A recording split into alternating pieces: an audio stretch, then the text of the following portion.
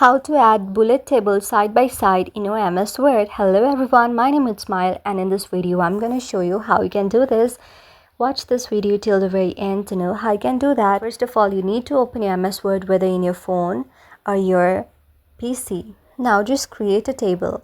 After you create a table, make sure you only have 2 rows and any other columns, only 2 columns and only many rows as much as you like to.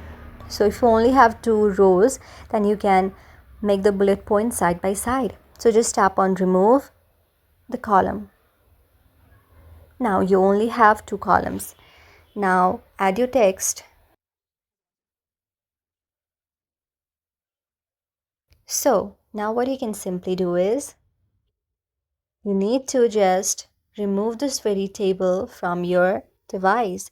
Just tap on the clear option. For this also, just tap on the very clear option